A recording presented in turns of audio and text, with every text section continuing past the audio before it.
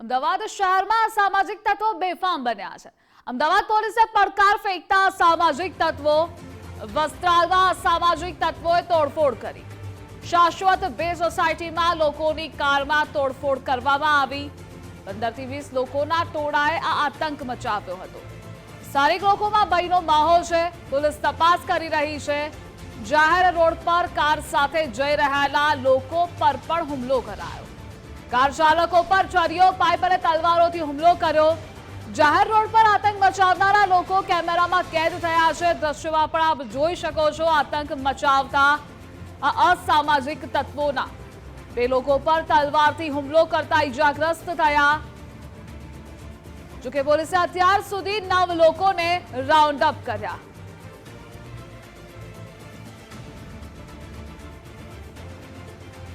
અસામાજિક તત્વો કે જે ખુલ્લેઆમ મારામારી, દાદાગીરી કરી રહ્યા છે અને પોલીસને સીધો પડકાર ફેંકી રહ્યા છે। જો કે અનેક વખત આવા વિડીયો સામે આવતા રહે છે અસામાજિક તત્વોના આતંકના, તો પોલીસે ખુલ્લી ચેલેન્જ પણ આ જ તત્વો આપી રહ્યા છે અને આ મુદ્દે સંવાદદાતા અર્પિત જોડાયેલા છે। અર્પિત, અસામાજિક તત્વોને કાયદાનો ડર નથી, પોલીસનો પણ ડર નથી અને સીધો પડકાર એ લોકો પોલીસને ફેંકે છે।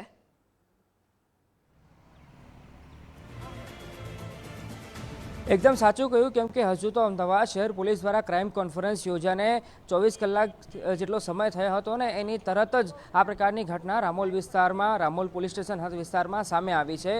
આ વસ્ત્રાલ વિસ્તાર છે, શાશ્વત મહાદેવ 2 વિભાગ સોસાયટી આવેલી છે બરોબર, એની બહાર રાત્રે અસામાજિક તત્વો બેફામ બન્યા હતા અને કંઈક આ પ્રકારે આતંક મચાવ્યો હતો। આતંક આ વિડીયો જોતા તમે જે એનો બેકગ્રાઉન્ડમાં એમ્બિયન્સ આવી રહ્યો છે, જે લોકોએ આ વિડીયો લીધો હતો એ વિડીયોમાં જે લોકો આ વિડીયો લઈ રહ્યા હતા એ કાયદેસરના ડરી ગયા હતા। એ ઘરે હતા તેમ છતાંય એમનામાં ડર અને ખોફનો માહોલ હતો। તો વિચારી શકાય છે કે જ્યારે રાહદારીઓ અહીંયાથી જે લોકો પસાર થઈ રહ્યા હતા એ લોકોમાં કેટલા ડર અને કેટલો ભયનો માહોલ હશે એ અંદાજો લગાવવો પણ ખૂબ જ મુશ્કેલ છે। મારી સાથે એના સ્થાનિક લોકો છે, એમની સાથે પણ વાત કરવાનો પ્રયાસ કરીશું। તમે અહીંયા રહો છો કાકા?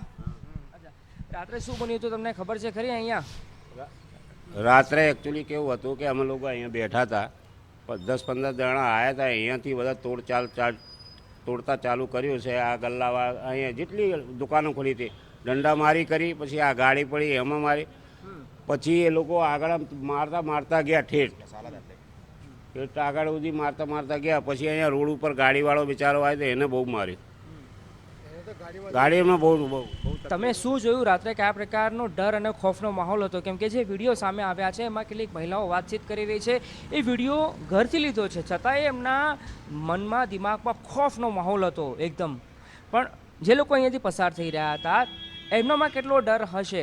તમને લાગે છે તમે આ પ્રકારની પરિસ્થિતિમાં સુરક્ષિત મહેસૂસ કરી રહ્યા હો? અમે તો સુરક્ષિત મહેસૂસ નથી કરી રહ્યા આ સિચ્યુએશનમાં તો અમે લોકોએ, કેમ કે આ વસ્તુ હવે જો થાય તો અમારે અહીંયા આગળ રહેવું કે ના રહેવું એ પહેલાં પ્રશ્ન છે પહેલાં તો આવા એરિયામાં।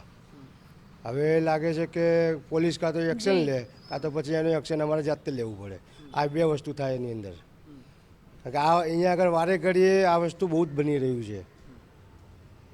આપ જોઈ રહ્યા છો જે સ્થાનિક લોકો છે એ હવે ડર અનુભવી રહ્યા છે, કેમ કે આ પ્રકારની જ્યારે ઘટના સામે આવતી હોય છે ત્યારે સ્વાભાવિક છે કે ડર અને ખોફનો માહોલ, અને એમાંય જ્યારે એક આ ભરચક અને મહત્ત્વનો વિસ્તાર હોય છે વસ્ત્રાલ વિસ્તાર કે જે દિવસે ને દિવસે ડેવલપ થઈ રહ્યો છે, અને એ વિસ્તારમાં જ્યારે આ પ્રકારની ઘટના સામે આવતી હોય છે ત્યારે કાયદો અને વ્યવસ્થાની પરિસ્થિતિ પર સવાલ ઊભા થવા એ પણ સ્વાભાવિક છે। કેમ કે અમદાવાદ શહેર પોલીસ દ્વારા અને ખાસ શહેર પોલીસ કમિશનર અવારનવાર દાવો કરતા હોય છે કે ગુના નિયંત્રણમાં છે, અને એવી પરિસ્થિતિમાં જ્યારે આ પ્રકારની ઘટનાઓ સામે આવતી હોય ને વિડીયો વાયરલ થતા હોય, ગઈકાલે પણ એરપોર્ટ પોલીસ સ્ટેશન હદ વિસ્તારમાં બરાબર સરદારનગર પોલીસ સ્ટેશનની બહાર જે અર્પિત જોડાવા બદલ આભાર આપનો।